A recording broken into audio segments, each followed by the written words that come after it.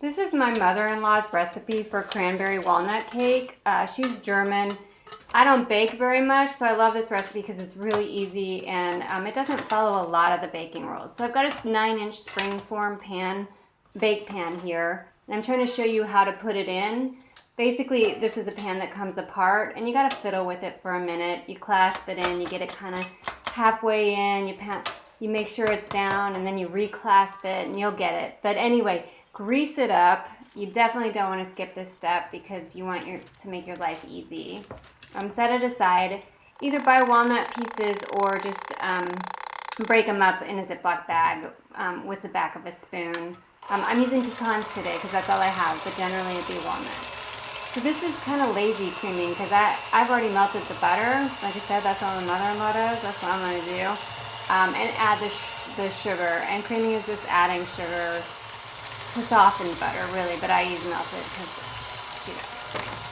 So anyway, you're going to do that, mix it for about 2 minutes so it's a little bit light and fluffy. Add some eggs, mix that for about 1 minute, and then add the flour.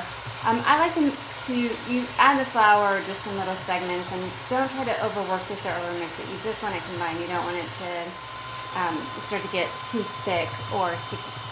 At this point, you'll also go ahead and add in the baking powder and blend that all together.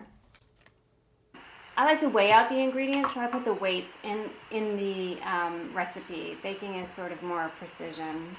Anyway, add in the walnuts and the cranberries. I use dry cranberries. You can use frozen cranberries, defrost them first, but it will add, this is already a moist cake, so defrosted cranberries, strain them. You don't want to add any more liquid to this cake.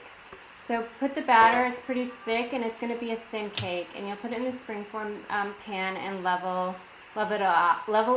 I put it on tin foil on a baking sheet just in case the pan leaks, which it has done in the past before because it didn't clasp it right. So, and that was no big deal. This is a thick batter, 350 for 70 minutes.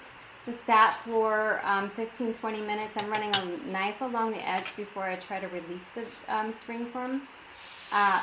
Release the clasp, and then pop, it should come just right out.